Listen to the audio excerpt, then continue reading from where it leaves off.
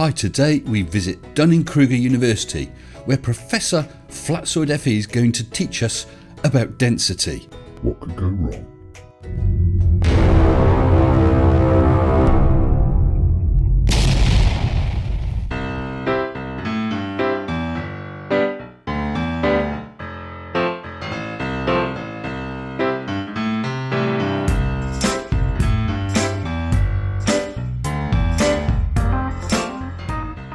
Knowledge is great, and sharing that knowledge is wonderful.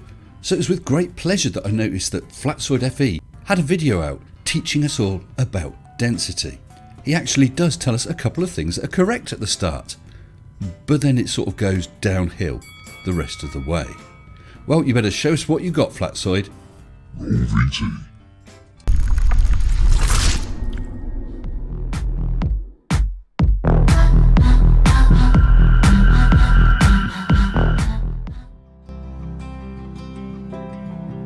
Bit of a stumble at the start there, Flatzoid, because it's mass times gravitational acceleration that actually defines weight.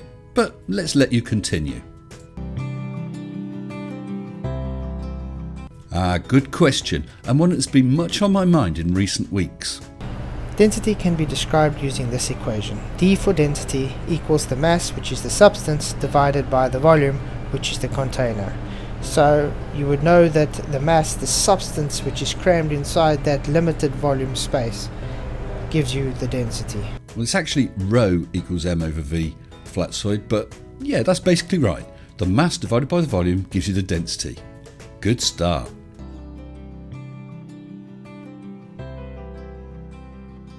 For something to be denser or less denser, you would first have to imagine the volume. They see this container holding substance inside it. Now you see another container also holding substance inside it. The denser one has just got more of that substance crammed inside of that space, where the less denser has less substance crammed inside that space.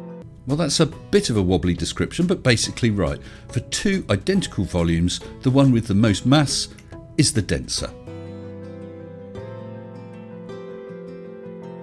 Yes, that is correct. Yes, that is correct. Yes, that is correct. No, Flatzoid, that is not correct. If I have two objects, let's say a steel ball bearing and an entire wheel of cheese, the wheel of cheese will be heavier, but the ball bearing is denser. You can only make your claim if the two objects are the same size and volume as well. That's correct. Let's take two of the same balls. One is a tennis ball and one is a cue ball. Same size, denser one is a cue ball. There's more substance crammed into that space, so it's heavier, has more weight. There you go, Flatzoid, you're learning. Those two objects are the same size, one is denser than the other, therefore that one is the heavier. Let's show a demonstration. Here we have two identical 5-litre containers. One is a clear coat and one is the thinners. Here we have a scale. We're going to test to see which one is denser and heavier. Okay, experiment time. First, we'll take the thinners. Placing it on the scale. And you see it is 5-litre thinners. Yes, 5 litres, and it comes up to 4761.6 grams. Okay, this is the 5-litre clear coat. You can see it says the clear coat, 5 litres. What does it weigh? 5411.3 grams. So clearly you can see the clear coat is more denser and thus it has more weight. Well, that's a bit sloppy again, Flatzoid, but the general idea is okay.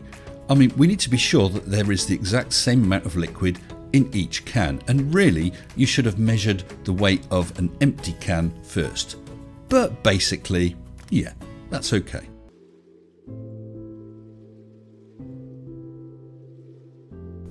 Yes, the medium definitely has a huge role when it comes to the ratio of density in an object. No, Flatzoid, the density of an object will remain the same unless you change its mass or change its volume. The density of that 8-ball will always be the same, whether you put it in water, you've got it in air, a vacuum, or you decide to convert it into a ball gag. Now let's take a ping pong ball and a rubber ball. Which one do you think is denser? Oh, I know. Obviously the rubber ball. Yes. Now place them both in an atmospheric environment, air. They will both fall to the ground. Now place them both in another medium like water. They are both going to float. Yes, but I bet you haven't got the faintest idea why, have you? You see, the reason for this is because the ping pong ball and the rubber ball are both denser than the air around it. As soon as they are placed in water, the water is denser. In both cases, Flatzoid, those balls are falling. The difference is that in the air versus the water, there is much less buoyant force counteracting the weight. Tell us more of how your balls are going to drop. Okay, now let's take that same rubber ball that we just took out of the water that was floating. What do you think would happen if we had to stick it inside a vacuum?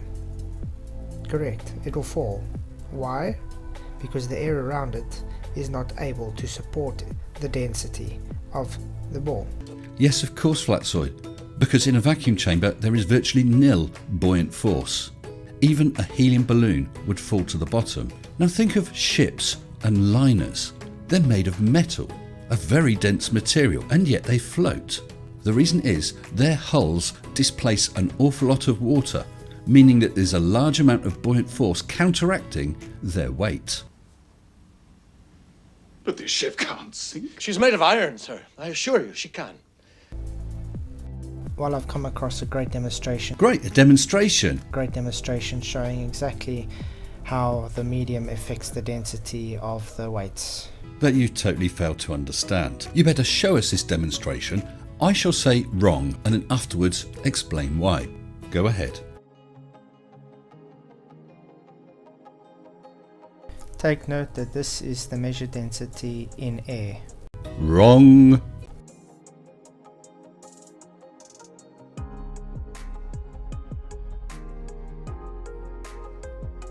And this is the measured density in liquid. Wrong. Can you see the difference already? Wrong.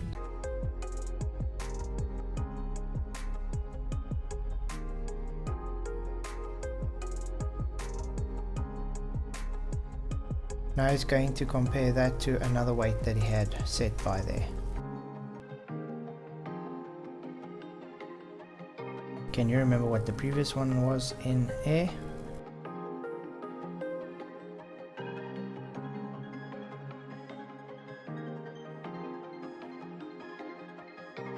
Okay, and now the new one also in the liquid.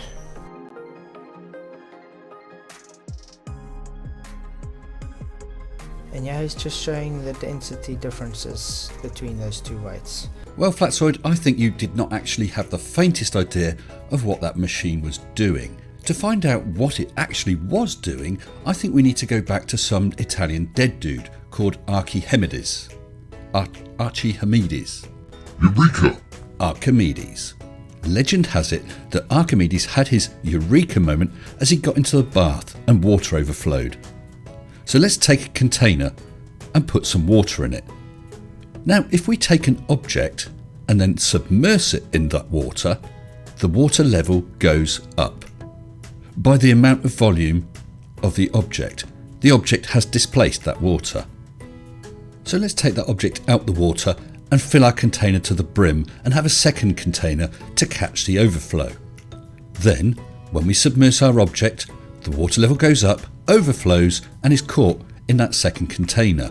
That container contains the exact amount of water that has been displaced by that object. Now, if you have weighed that object previously and found it to weigh 20 grams and it has displaced 10 cubic centimetres of water, Boom. you've got your density, 20 divided by 10, 2 grams per cubic centimetre. And that is why this object sinks. Its mass, 20 grams, is greater than the mass of the volume of water it displaces, 10 grams. You can think of it as a set of scales, with a 20 gram object on one side and the 10 grams of water on the other. Obviously, the 20 grams wins and goes down. So let's take a second object of the same volume, but only weighing 5 grams. It's less dense. As we submerge that in water, it starts displacing the water until it is displaced exactly 5 grams of water, and then the force going down is equal to the force pushing up, the weight of the displaced water, the buoyant force, and it floats. Well, Flatzoid, this is all. Tickety-boo. Unfortunately, you had no idea what that guy was doing in that video. So let's break it down. What the machine is a very fancy set of scales. It consists of a sensor or sensors that surround a supported container of liquid. At no point is the container of liquid weighed. On the measuring sensor is an outer container together with a lid. From the lid hangs a support or basket which protrudes down into the water. The tare is set, zeroing the scales, and we're ready to begin.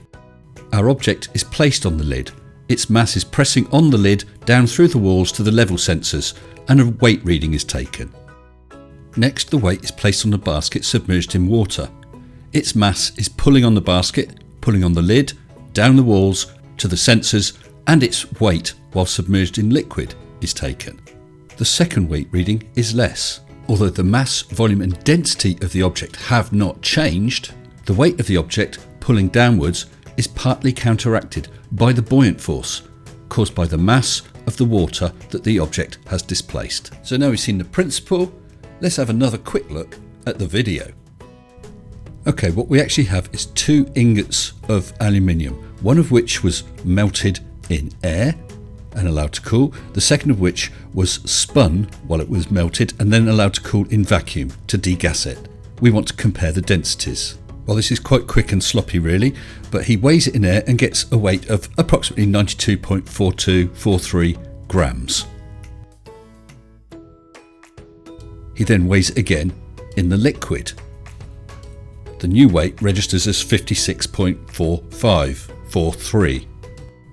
Now the mass, volume and density of that ingot has not changed. The reason it registers a lower weight is that that ingot is being partly supported by the buoyant force of the water it has displaced. So if you deduct the new weight, 56.43, from the original weight, you get the weight of the water it has displaced, about 35.97. Since water is 1 cubic centimetre per gram, we know that that is also the volume, 35.97. So if you take the initial mass, 92.42, divide it by that displaced volume, 35.97, boom, you've got the density, 2.5668 grams per cubic centimetre. He does the same with the second ingot, and if you notice, Flatzoid, that measurement is in grams, not grams per cubic centimetre. It's the weight of the ingot, not the density. The density is calculated from the 2 weights, one in air and one in liquid. Oh dear, you done got it wrong. So once again, Flatzoid, I'm afraid that you got it wrong. This really isn't rocket science.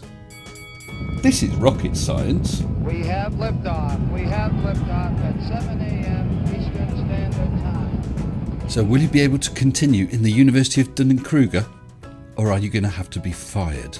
Diplomatic community.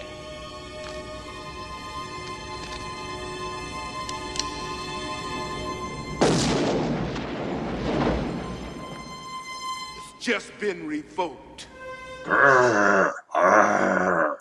Shut up and sit down.